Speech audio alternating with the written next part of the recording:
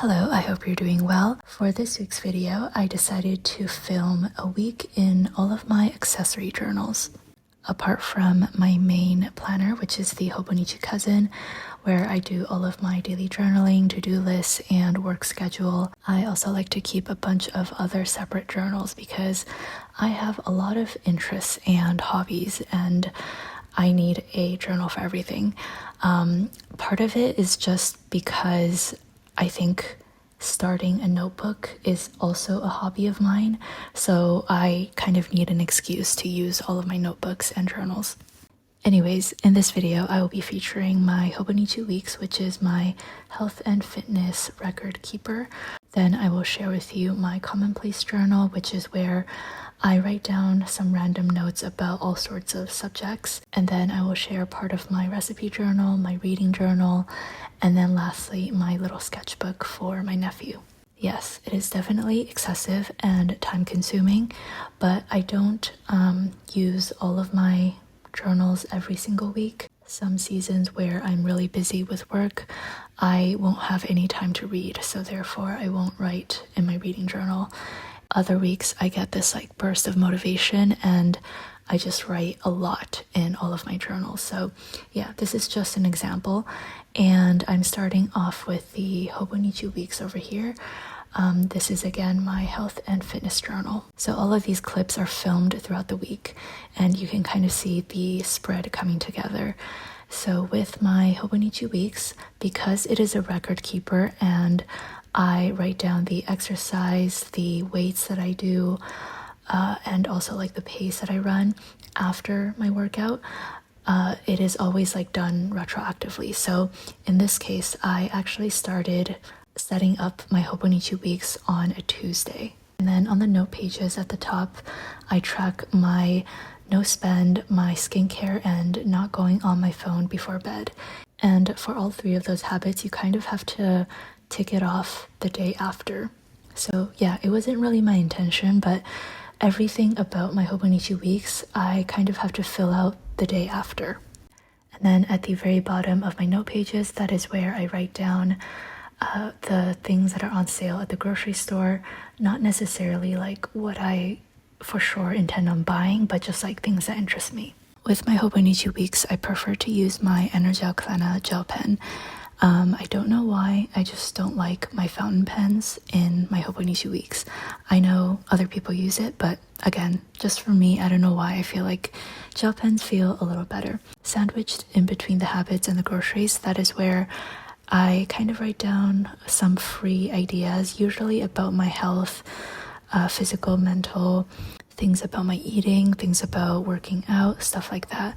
And for this spread, I did a general mental health update.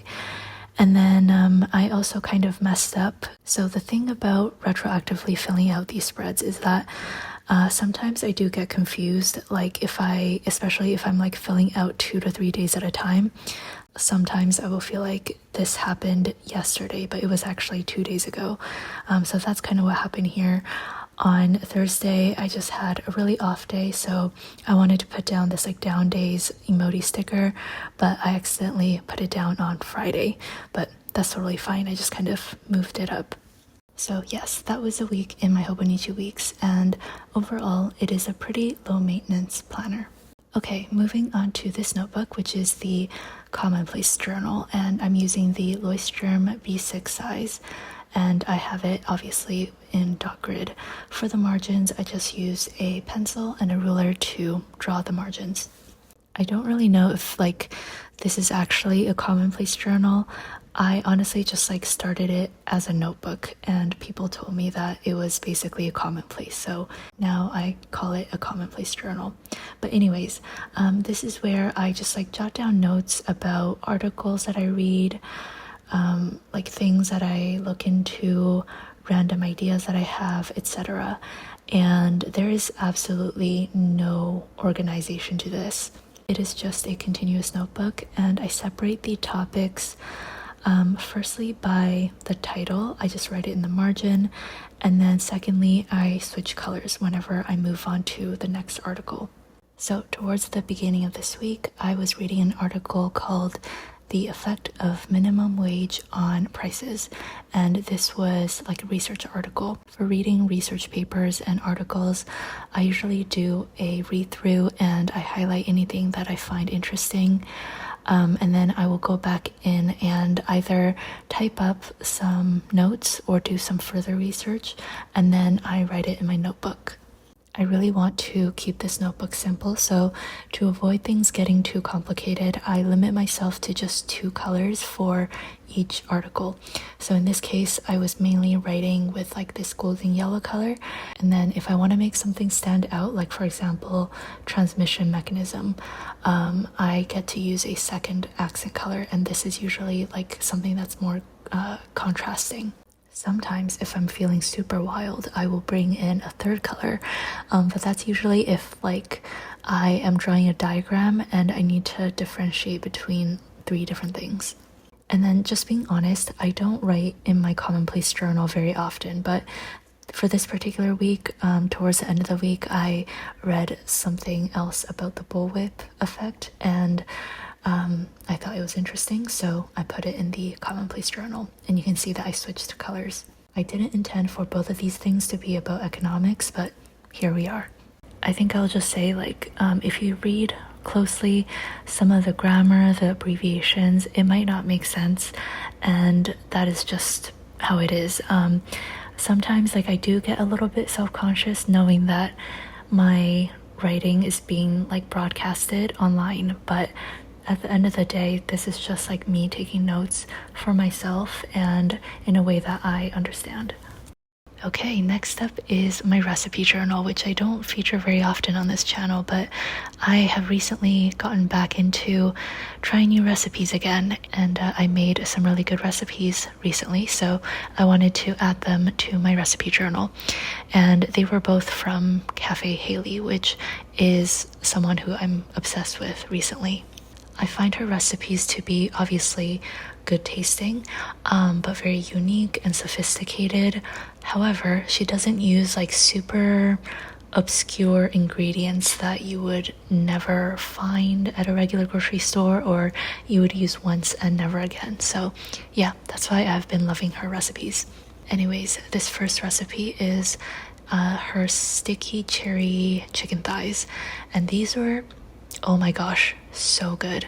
In British Columbia, we have amazing local cherries, and I have been eating a bag literally every other day. No exaggeration. So good. But anyways, I decided to use some of them for this recipe, and again, it turned out really, really good, and it was relatively simple to make. And then the second recipe that I added was her sheet pan pizza recipe, but I mainly took the recipe for the dough and the sauce. For the toppings, many of you know I don't like cheese, and I'm very picky about meat, so for the toppings I just kind of do my own thing. For the notebook itself, this is the Hobonichi A6 Han, and this is the sushi cover. And for all of the dates, I'm not interpreting them as dates, but rather I'm using them as an index. So using the Year at a Glance perpetual calendar, that is where I write down the table of contents, and then I just go to the date that it coordinates with, and that is where the recipe is. I use the left column for the ingredients and the notes, and then the right column for all of the directions.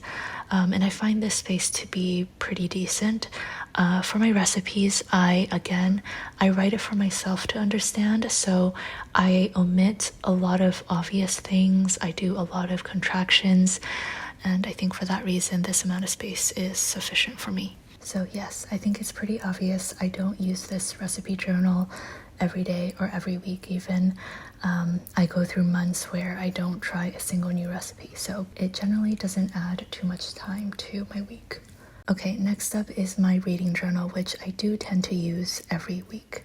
Starting off a little bit strange though, as you can see, I am trimming off a page, and that is because I started taking notes for the worldly philosophers, and I was using my TWSBI Fine with a red ink. It was Sailor Yodaki, and for some reason it was just bleeding terribly on this Stalogy paper, and I knew that I couldn't write an entire entry with this, so I restarted on the next page.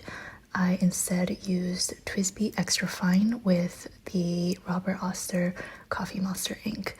And I just wanted to cut out that weird page. But the main reason why I brought out this journal for this day was I was like halfway through The Alchemist, and I felt like it was time to start writing in my reading journal. I decided to switch out the ink in my 괘괏ᴅ, and I really like this pink color. It is so pretty, and it's pretty legible, which is very important to me.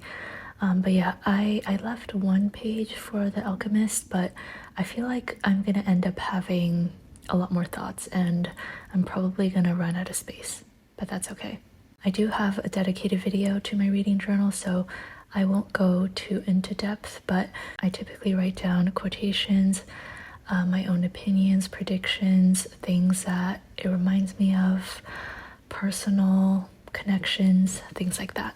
And similar to what I was talking about with the Commonplace journal, I do also sometimes get self-conscious about my reading journal. Not this particular entry, but like just in general. Sometimes I will write down statements from a book, and it might be like a controversial statement, and I don't necessarily like agree with what the book is saying, but I just like note it down quickly. And I get worried that people think I personally agree with whatever quotation. So anyways, I just wanted to say, like, number one, if you do happen to read my entries, just know that like it's a way for me to quickly jot down notes, and it's not necessarily my own thoughts. And number two, for your own journal as well, I think focusing on just like taking notes for yourself is a lot more important than how other people might perceive you, if that makes any sense. Okay, the final bit of this video is going to be just a little sketchbook entry. This is my sketchbook dedicated to my nephew. My sister sends me literally like several dozen photos of Luca every single day, and I love all of them, obviously, but I usually have a few that really tugs at my heart, and I save them on my phone to sketch in my sketchbook later. This scene that I'm sketching now is Luca walking around the TheCoffeeMonsterzCO office with a toy in one hand and an emoji pencil pouch in the other hand. And for these sketches, I usually use color pencils because I think I've talked about this before, but it is like harder to erase than graphite, obviously. So it's a bit more permanent, and I need to be more confident with my lines. However, it is also not like super permanent like a gel pen, so you can still erase things a little bit and shimmy things around. So yeah, that is why I like to use color pencils. I keep it pretty simple with just one color, and then maybe I will add one or two accent colors. Okay, I think that is all I have for this video, a very random one, but I hope you enjoyed it. Thank you so much for watching, and I will see you next week. Take care. Bye.